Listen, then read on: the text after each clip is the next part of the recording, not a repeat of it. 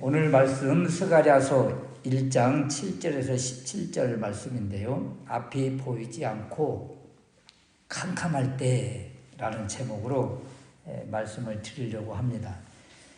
바벨론 포로기에서 돌아온 이스라엘 백성들이 어디에 어떤 일에 집중하고 있었는가 하면 처음에는 성전 건축을 위해서 열심을 내다가 여러 반대파들이 있었고 또 경제적인 어려움에 봉착을 해서 지금은 그 성전 건축할 시기가 아닌가 보다. 그래서 자기 집 짓는데 열심을 품고 있었습니다. 이때 학개 선지자가 분연히 일어나서 성전 재건 사업을 독려를 했고 이때 시대에 스가랴 선지자 역시 같이 동참하면서 하나님의 뜻을 전하게 되는데 학개 선지자와 스가랴 선지자 동시대 사람들이지만 이 전하는 메시지가 약간 다르기는 합니다.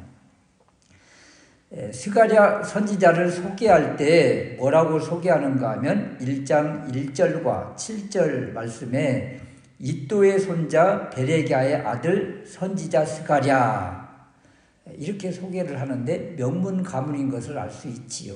더군다나 이도의 손자 베레기야의 아들 이 가문은 제사장의 가문이에요. 그래서 이 스가랴 선지자 역시 제사장이면서 선지자로서 부름을 받아서 사명을 감당하는 귀한 사람이라.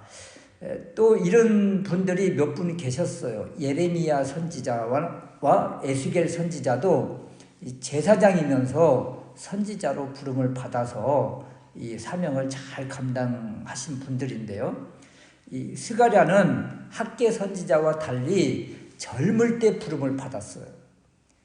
학개 선지자는 나이가 많이 들었다면 스가랴 선지자는 젊은 청년의 모습이라. 그래서 이 청년의 모습 젊은 스가랴가 외치고 또 특별히 환상을 많이 이렇게 소개를 하는데 이 말씀을 보면 요엘 선지자가 생각나는 거예요. 요엘 2장 28절 말씀에 보면 내가 내 영을 만민에게 부어주리니 너희 자녀들이 장래일을 말할 것이며 너희 늙은이는 꿈을 꾸며 너희 젊은이는 이상을 볼 것이며 여기에 너희 젊은이는 이상을 볼 것이며 이 이상이 환상 또는 비전 이렇게 해석이 되어지는 단어예요. 그래서 특히 스가랴 선지자는 요엘 선지자가 예언한 것처럼 이상과 환상과 비전을 보는 젊은이였다. 그래서 오늘 1장 7절부터 이제 여러 가지 환상이 나오기 시작하는데 화석류 나무 사이에 선 말과 순찰대를 보게 되고 또 넷불과 대장장이들 또 예루살렘의 불성곽 등 이렇게 8가지 환상을 계속 소개를 해요. 하나하나가 다 의미가 있는데 특별히 주제를 이야기하라고 하면 이스라엘의 회복, 예루살렘의 회복에 초점이 맞춰져 있다. 그래서 스가랴 선지자가 이 소개하는 이 환상, 비전, 이상을 통해서 우리가 무엇을 깨달아야 돼요? 무엇을 배워야 돼요? 하나님께서 힘들고 어려움 가운데 있는 우리를 일으켜 주시기를 원하시는구나. 회복시켜 주시기를 원하시는구나. 이것을 우리가 봐야 되겠다. 그래서 첫 번째 환상을 보면 8절 말씀에 내가 밤에 보니 그러잖아요. 내가 밤에 보니. 또 두 번째 환상에도요.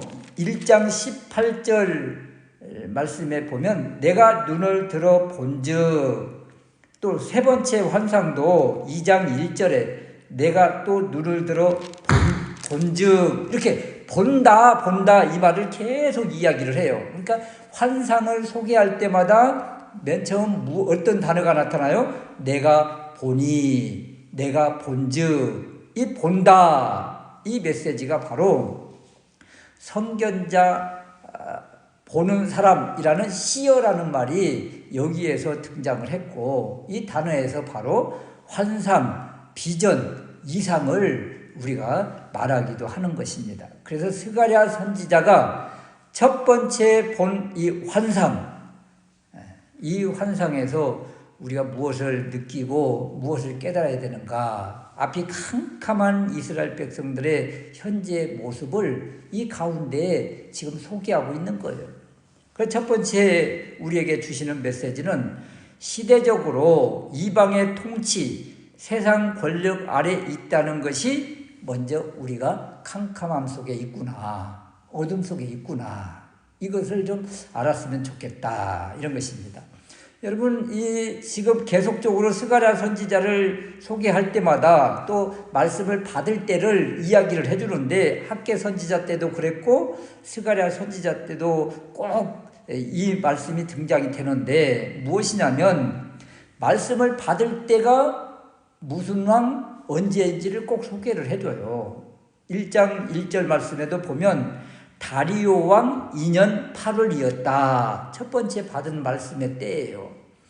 이때 악한 길, 악한 행실에서 돌아오라는 그 회개의 메시지를 전했었는데, 이 두 번째 말씀을 받을 때는 그러면 언제인가? 7절 말씀에 보니까 다리오 왕 2년 11월 곧 스바돌 24일에 계속 누구의 통치 아래 있는가를 소개를 하죠. 다리오 왕 때, 다리오 왕 치하에서, 더군다나 스바돌, 이 월은, 이 원력, 이 단어는요, 바벨론 달력 월을 말해요. 그러니까 바벨론 포로에서 예루살렘으로 기적적으로 돌아온 이스라엘 백성들, 여전히 지금 이방의 통치 아래, 이방 왕 다리오가 다스리고 있는 이 통치 아래, 치하 아래 있구나, 이것을 이야기를 해줍니다. 독립되어 돌아온 것 같지만, 자유인이 된 것 같지만 여전히 독립국가가 아닌 이방의 식민지 통치 아래 있다. 이방 왕 다리오가 다스리고 있다. 여전히 이방 세상 권력 통치 아래 이 백성들이 놓여 있구나. 그것 자체가 캄캄함 속에 있는 것이지요. 두 번째는요, 환상을 통해서 어려운 현재 상태를 소개를 하는데, 8절 말씀에 보면 밤에 보니 그러잖아요. 밤이라는 이미지 자체가 힘들고 어려움을 그대로 보여줍니다. 캄캄한 인생길, 그런 말을 하잖아요. 이 캄캄한 밤, 이거 어렵다는 이야기예요. 그리고 홍마를 탄 홍마, 이 붉은 말이잖아요. 홍마를 탄 사람을 보았는데 지금 어디에 서 있는가? 이 사람이 홍마를 타고 골짜기 속 화석류 나무 사이에 섰다, 그러잖아요. 골짜기 속 화석류 나무 사이에 서 있는 홍마를 탄 사람, 이런 것이 나오죠.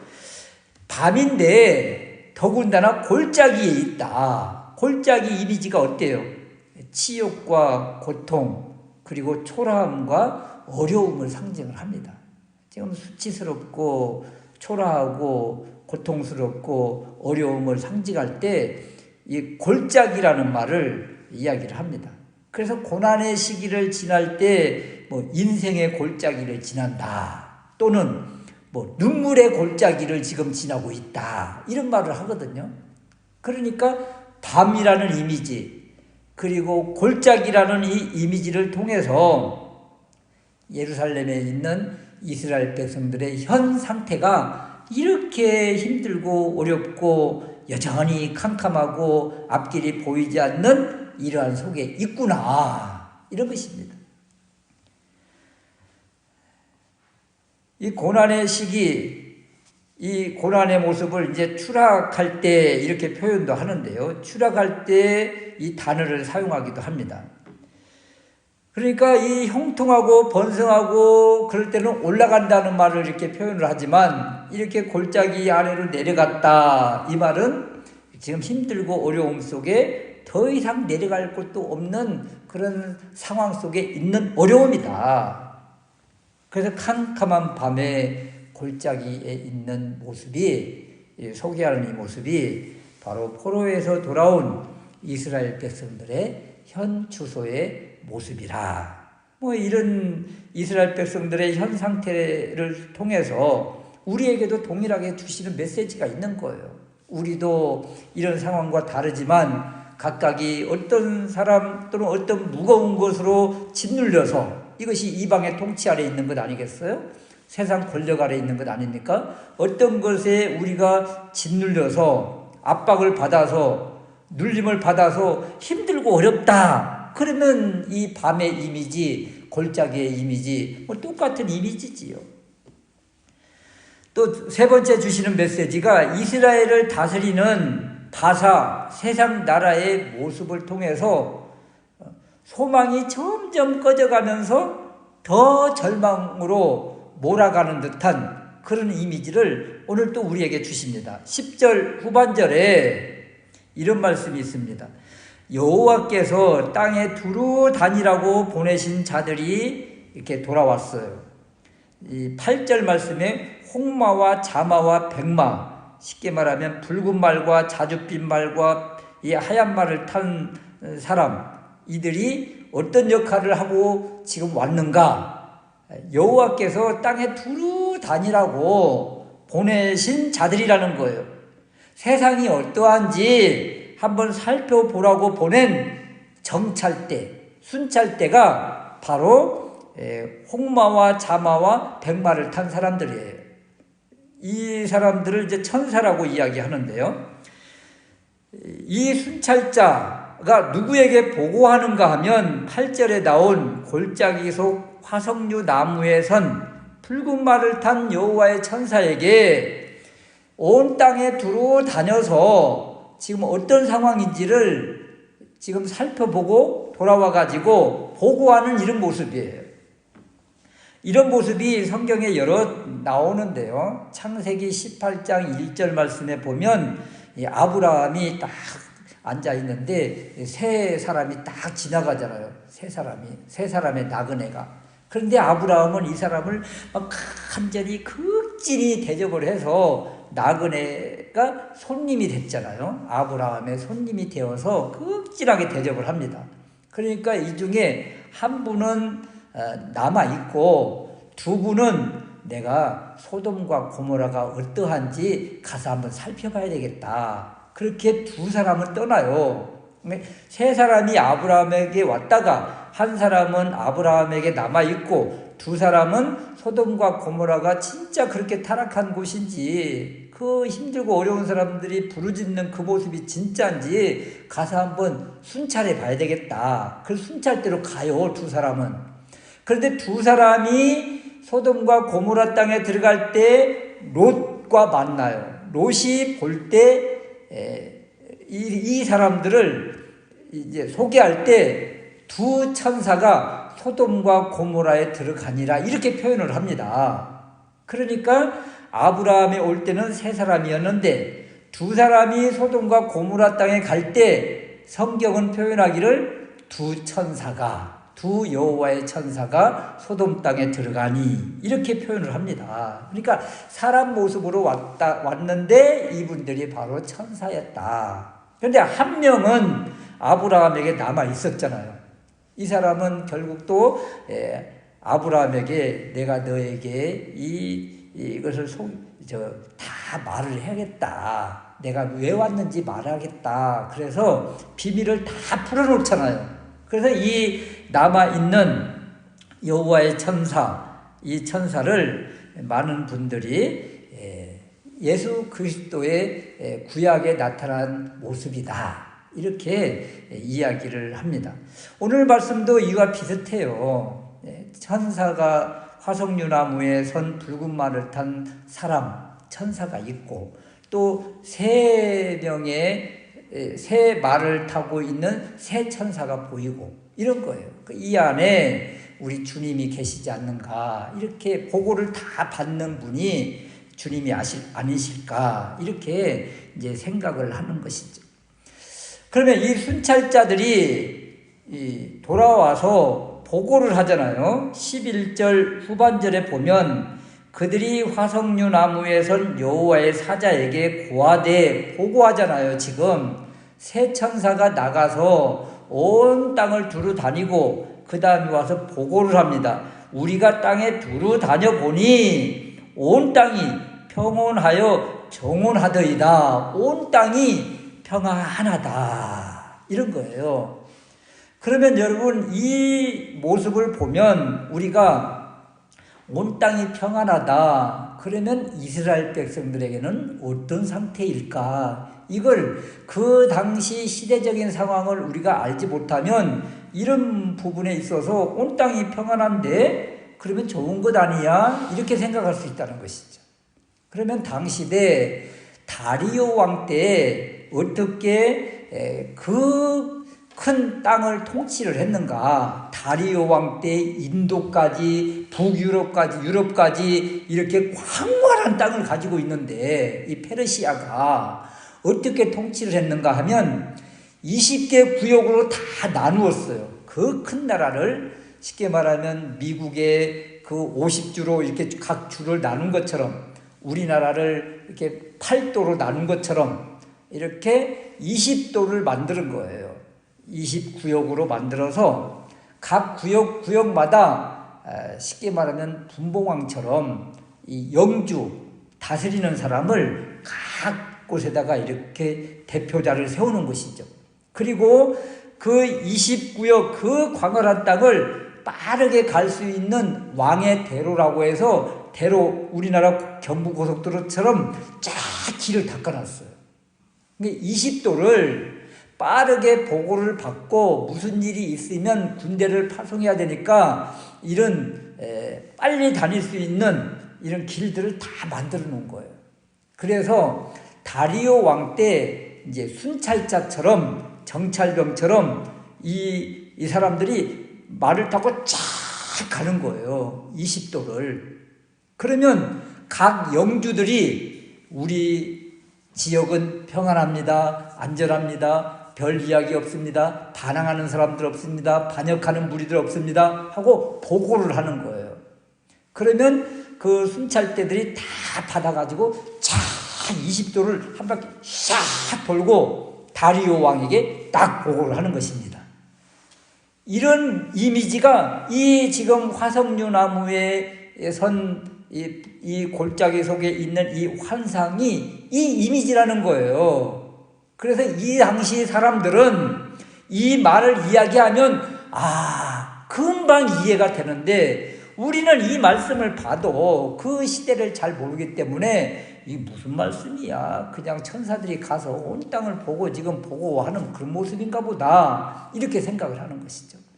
다리오 왕이 페르시아를 이렇게 통치한 것처럼 지금 온 땅을 두루다니는 천사가 있고 이걸 보고받는 사람이 있으며 이 모든 것들은 하나님이 다스리시고 통치하신다.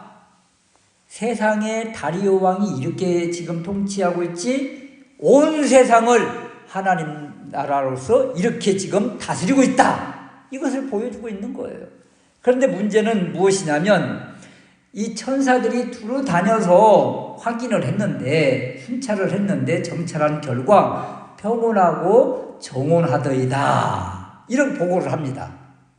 이 보고가 이스라엘 백성들에게는 어떤 모습인가? 절망적인 상황이라는 거예요. 이 보고라는 것이. 온 세상이 너무도 평안해요. 안전해요. 이 말이 이스라엘 백성들 포로기에 있는 식민지 백성들에게는 그러면 우리는 소망이 없어. 갈수록 이 나라는 더 견고하고 더 잘나가고 더 평화로우니 이 나라가 시끌시끌하고 막 여기저기에서 반역이 일어나고 그래야 식민지에 살고 있는 사람들은 이 나라가 빨리 이 멸망의 징조가 보이는데 그래야 자유의 기쁨이 있는 것 아닙니까? 그러니까 평온하다, 정온하다는 이 보고를 받을 때 이스라엘 백성들은 하고 탄식을 하게 된다는 거예요.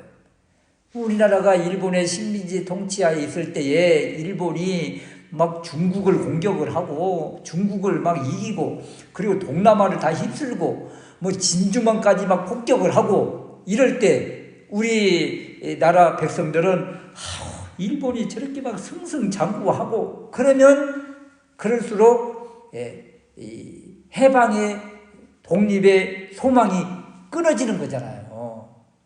그런데 어느 날 갑자기 막 히로시마에 원자폭탄이 투하가 되고 일본이 막 미국의 연합군들에게 밀리면 이제 우리 곧 이제 해방되겠다 그런 소망이 있는 거예요. 그런데 이런 것처럼 이 다리오 왕 시대 그 페르시아가 막 흔들흔들해야 되는데 그러기는커녕 견고하고 나라는 점점 확장되어지고 그리고 시대는 또 평온하고 정온하다. 이 모습이 이스라엘 백성들에게는 절망이다. 이런 것이죠. 그래서 스가랴 시대 이 시대적 상황이 바로 왜 캄캄한 밤이고 인생의 골짜기 아래 있는가? 우리를 다스리고 통치하는 이 페르시아가 이렇게 막강하니 우리는 진짜 소망이 없구나. 이런 모습이라. 그래서 그 역사적인 상황, 시대적인 상황을 보면 어느 정도 이스라엘 백성들의 모습이 조금 이해가 되는 것입니다. 그런데 이 시대적인 상황은 이렇지만 그럼에도 불구하고 하나님이 예루살렘에 있는 이스라엘 백성들 그리고 막막하고 답답하고 더 이상 내려갈 곳이 없는 어려움 속에 있는 하나님의 사람들에게는 어떤 메시지인가 이 말씀이 이런 거예요. 이것을 우리가 이제 깨달아야 되는 것이죠. 더 이상 내려갈 곳이 없는 그때가 바로 하나님이 일하실 때다 이런 것입니다. 더 이상 내려갈 곳이 없다는 것은 이제 올라갈 길밖에 없다는 말이 있잖아요. 그런 말이 있잖아요.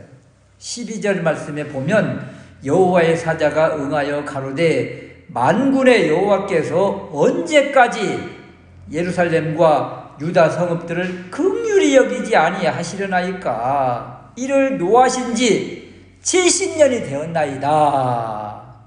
여러분 이 70년이 됐다. 70년이 다가왔다. 이 말은요 이스라엘 백성들에게는 엄청난 소망의 메시지예요. 예레미야 선지자에게 주신 하나님의 말씀이 너희들은 바벨론에 포로로 가서 70년간 있어야 되느니라 이 말씀을 주신 적이 있어요.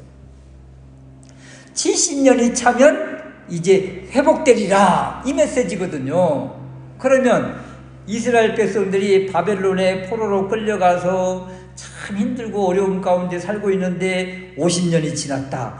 야, 이제 조금만 참으면 된다. 60년이 됐다. 이제 10년만 참으면 된다. 69년이 됐다. 이제 1년만 참으면 다 됐다. 이런 거예요. 70년이 다 찼어요. 그런데 상황은 어떻다고요? 지금 다리오 왕 때 페르시아 시대를 보니까 점점 더 어렵다는 거예요. 아니 하나님께서 약속하신 때 우리 이스라엘 백성들을 회복한다고 해주신 그때 언약의 때가 얼마 안 됐는데 안 남았는데 곧 다가왔는데 상황은 점점 더 어렵더라 이런 것입니다. 그런데 이때가 바로 하나님이 일하실 때라 그런 말이 있잖아요. 동트기 전이 가장 어둡다 이런 뭐 속담처럼 하나님이 일하실 때가 그 직후가 바로 더 어렵고 힘들 때다. 이 때를 잘 견뎌야 하나님께서 주시는 놀라운 그것을 볼 수 있는데 이 가장 캄캄하고 가장 어려운 절망의 때를 이기지 못하면 바로 그 코앞에 있는 하나님께서 주시는 이 놀라운 은혜를 그냥 거절하게 되는 거예요. 여러분 우리가 생각을 해보세요. 1945년 8월 15일 우리나라가 해방이 됐잖아요. 그런데 8월 14일까지 예수 믿는다는 이유로 또는 뭐 천황폐하 막 하면서 이렇게 신사참배 거부해가지고 감옥에 갇힌 사람들이 얼마나 많았습니까? 믿음의 사람들이. 근데 그 모진 고난 고문들을 다 이기고, 그래서 이제 8월 14일까지 잘 버텼는데, 그냥 더 이상 이제 이 고문을 견딜 수가 없어서 그냥 이제 믿음을 포기하고 그냥 한 신사참배한다고 하고 절하고, 만약에 그랬다가 그 다음 날이 8월 15일이요. 얼마나 안타깝습니까? 얼마나 잘 버티고 오다가 마지막 그냥 그 하루를 못 버텨가지고 만약에 믿음을 포기했다면 이거 얼마나 안타까운 일이냐고요. 얼마나 안타까운 일이에요.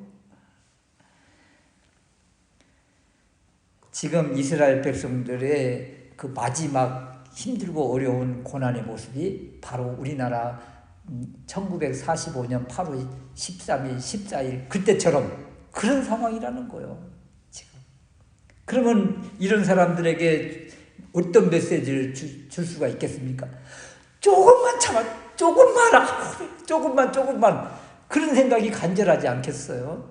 그래서 하나님께서 학개 선지자를 보내고 이 스가랴 선지자를 보낸 것입니다. 조금만 더 참아라, 조금만. 그러면서 이런 환상들을 통해서 이스라엘 백성들을 다시 회복시키고, 그리고 믿음 안에 붙잡게 지금 희망을 주시는 것이라. 더군다나 우리 주님이 지금 어디 계십니까? 여호와의 천사가 지금 어디에 있어요? 8절 말씀에 내가 밤에 보니 사람이 홍마를 타고 골짜기 속 화석류 나무에 서 있고, 그리고 그 뒤에 홍마, 자마, 백마를 탄 이 천사들이 있는 거예요. 그러니까 이 사람, 골짜기 속 화석류 나무에 선 홍마를 탄 이 사람을 우리가 보통 주님이 아닐까. 주님이 이렇게 천사의 모습으로 지금 와 계신다. 그런데 이분이 지금 어디에 계십니까? 어디에? 밤에 골짜기 속에 서 계시잖아요. 밤의 이미지, 골짜기 속의 이미지가 바로 이스라엘 백성들의 캄캄한 어둠, 눈물의 골짜기, 그런 상황 아닙니까? 그곳에 우리 주님이 지금 계시잖아요. 그곳에 지금. 우리 주님이 다른 데 계신 것이 아니에요. 밤에 이 골짜기 속 가운데에 우리 주님이 지금 계신다. 이 이야기는 어둠과 고난 속에, 답답함 속에, 절망 속에 한치 앞을 내일을 바라볼 수 없는 그 사람과 함께 우리 주님이 지금 계신다. 이것을 지금 말씀해 주고 계십니다. 그래서 힘들고 어려울 때 우리가 원망하고 불평하기보다 이 고난의 때에 우리 주님이 여기 계신다. 여기 나와 함께 계신다. 그리고 이 밤이 지나면, 이 고난의 밤이 지나면 바로 하나님께서 놀랍게 이 빛으로 고난 어둠을 다 물리치는 빛을 주시는 그때가 바로 눈앞에 있다. 이 소망을 주는 거예요. 이 소망을, 이 희망을 주는 거예요. 그래서 이 스가랴 선지자가 본 첫 번째 환상의 이 모습을 통해서 고난 속에, 또 인생이 막막하고 답답하고 풀리지 않는 절망 속에 있을 때 여기 우리 주님이 나와 함께 계신다. 나와 함께 계신다. 그리고 온 땅을 다스리는 다리오 왕이 다 다스리는 것 같지만 이 모든 것을 다 통치하시는 분 바로 우리 주님이시다. 세상의 권력 지금 다리오 왕 같지만 하나님의 이 모든 것들의 주권자 하나님이시다. 이것을 기억을 한다면 힘들고 어려운 고난을 우리가 조금은 이길 수 있지 않을까.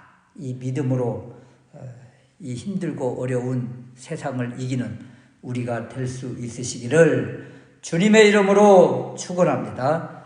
아멘.